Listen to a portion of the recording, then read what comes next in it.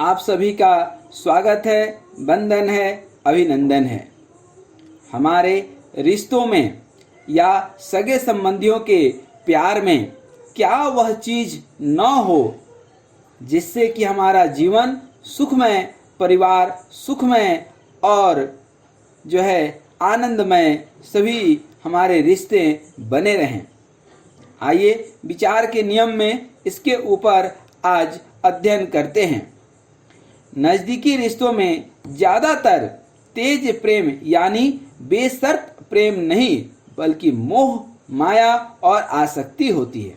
जितनी नज़दीकी की रिश्ते होते हैं उसमें शर्त वाली प्रेम होती है, जबकि प्रेम तो किसी कंडीशन से नहीं, किसी शर्त में नहीं बंधता है।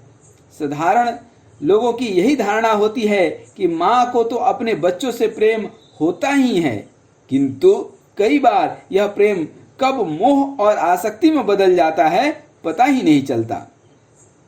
बेशर्त प्रेम और मोह में महीन एकदम पतली लाइन है। आइए इसे एक उदाहरण से समझते हैं।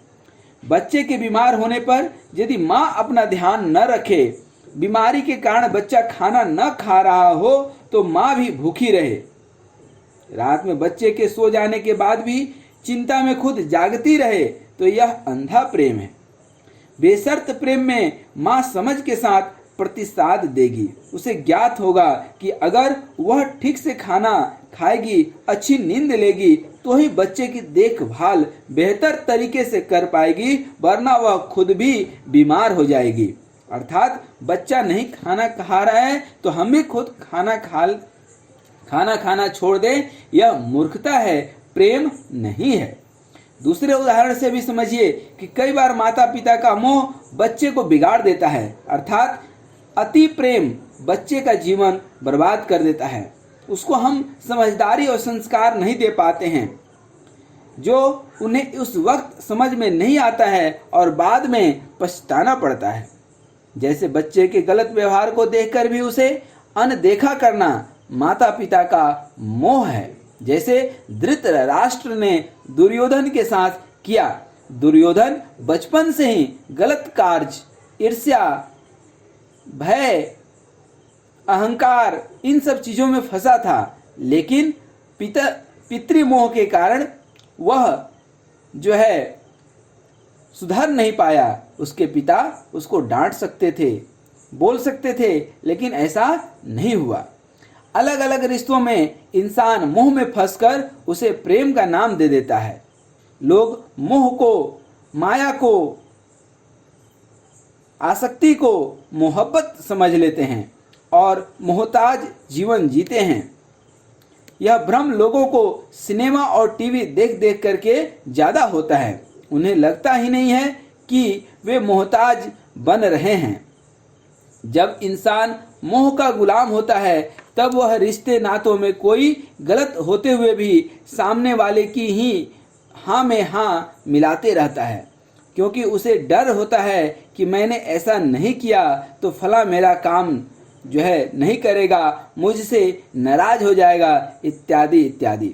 इसी वजह से इंसान मोहताज जीवन जीते रहता है, आकांक्षाओं में बंधते रहता है, जबकि रिश्तों की बुनियाद बेशर्त प्रेम होनी चाहिए, जो इंसान को किसी भी परिस्थिति में सत्य के साथ जीना सिखाए, सामने वाले के लिए जो करने योग्य है वह करने की शक्ति दे, समझदारी दे, आजाद जीवन जीने की प्रेरणा दे। आइए इसे एक और उदाहरण से समझ लेते हैं। एक गृहिणी का, अर्थात जो हाउसवाइफ है, उसका बेटा बहुत शरारती था और पढ़ाई में भी काफ़ी कमज़ोर था।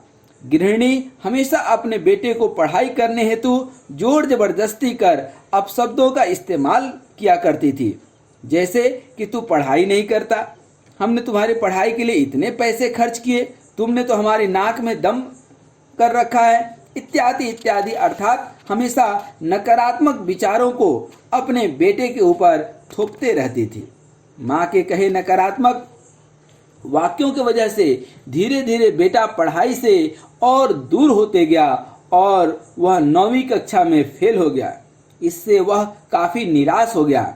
माँ से बेटे की हालत देखी नहीं गई, तब उसने ठान लिया कि अब मैं अपशब्द कहकर अपने बेटे को पढ़ाई के लिए जोर जबरदस्ती नहीं करूंगी, उससे प्रेम से बात करूंगी, उसे उसके हिसाब से पढ़ाई करने का मौका दूंगी। यह सोचकर माँ ने बेटे से कहा, आज तक हमने तुमसे जो भी नकारात्मक संवाद किए थे उसके लिए हमें माफ कर दो।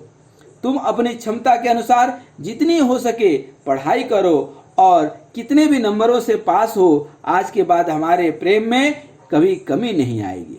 अर्थात प्रेम बच्चे के पढ़ाई का मोहताज नहीं होनी चाहिए, या बच्चे को शरारत करने का मौका तभी मिलता है जब माता पिता उसे प्रेम नहीं दे पाते हैं, अर्थात सकारात्मक प्रेम नहीं दे पाते हैं।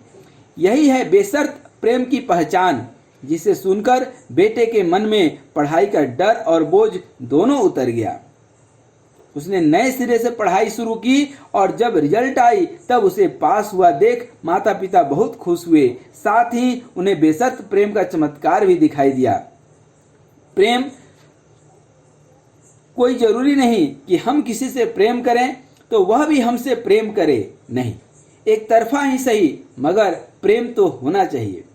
आप सामने वाले से उम्मीद न रखते हुए स्वयं आप प्रेम करें, प्रेम ही जीवन है। इस तरह इंसान मोह को न रखते हुए यदि प्रेम से काम ले तो वह अपने रिश्तों के लिए सहयोगी बन सकता है। वह परिवार में बेशर्त प्रेम बांटकर सभी को आनंद दे सकता है और खुद भी आनंदित जीवन जी सकता है। अतः अपने आप से पूछे कि दूसरों को मोहताज बनाकर खुद मोहताज बनना चाहते हैं या लोगों को मोह से आजाद करके आजाद जीवन जीना चाहते हैं। यह आपका अपना पसंद है। स्वयं से फिर से पूछिए कि आप दूसरों को मोहताज बना करके खुद मोहताज बनना चाहते हैं या लोगों को मोह से आजाद करके, माया मोह से अर्थात आसक्ति से आजाद करके जीवन जीना चाहते हैं। इस संपूर्ण विचार दर्शन में प्राप्त हुई समझ के आधार पर हर एक आजादी का चुनाव कर हर मोह से मुक्त होना चाहिए, क्योंकि मोह मोती नहीं मिट्टी है जो सबको डुबा देती है। इसलिए समझ के साथ मोह का त्याग करें और उपेक्षाएं और मोहताज बन करके जीवन न जिएं। ईश्वर या प्रकृति या कुदरत जिन्हें आप अपना आराध्य मानते हैं उनसे यही प्रार्थना करें कि जीवन में हर चीज अलगाव के बक्से में मिले, यानी जो भी मिले उससे आपका चिपकाव न हो, प्रेम हो आसक्ति न हो। प्रेम में और आसक्ति में बहुत अंतर है। आज युवाओं को हम देखते हैं तो यह प्रतीत होता है कि आज के युवा प्रेम कम समझते हैं और वासना खास करके शारीरिक आकर्षण में ज़्यादा फंसते चले जाते हैं। वहाँ प्रेम नहीं वासना है। तभी तो आए दिन न जाने कई तरह के समाचार मिलते रहते हैं। हमेशा स्मरण रखें, रिश्तों में जोर जबरदस्ती या धन दौलत काम नहीं आती, बल्कि आज़ादी और बेशर्त प्रेम ही मददगार साबित होता है। अतः मोह माया और अज्ञान के अंधे न बने, बल्कि बेशर्त प्रेम देने वाले ईश्वर के बंदे बने, ईश्वर के द्वारा आपकी कृपा पात्र बने। और हे ईश्वर, आप हमेशा प्रार्थना करें, हे ईश्वर, जो तुम मुझे देना चाहते हो वह अलगाव के बक्से में दो, यानी मुझे जो भी मिले उसके साथ माया मोह और आसक्ति नहीं हो, वासना नहीं हो, प्रेम हो। जीवन में वासना नहीं उपासना हो, जीवन में घृणा नहीं हमेशा प्रेम हो, और प्रेम भी शर्त के साथ नहीं बेशर्त प्रेम हो, कहीं कोई कंडीशन नहीं हो। हम अपनी आकांक्षाओं के तले किसी से प्रेम न करें, बल्कि निस्वार्थ भाव से हम प्रेम करें, तो हम इस प्रेम से अपने जीवन में सुख शांति और सौहार्द के साथ ही समृद्धि का जो है अनुभव कर सकते हैं। इन्हीं शुभकामनाओं के साथ आपको तहे दिल से धन्यवाद। नमस्कार। सदा स्वस्थ रहें, मस्त रहें और मुस्कुराते रहें। धन्यवाद।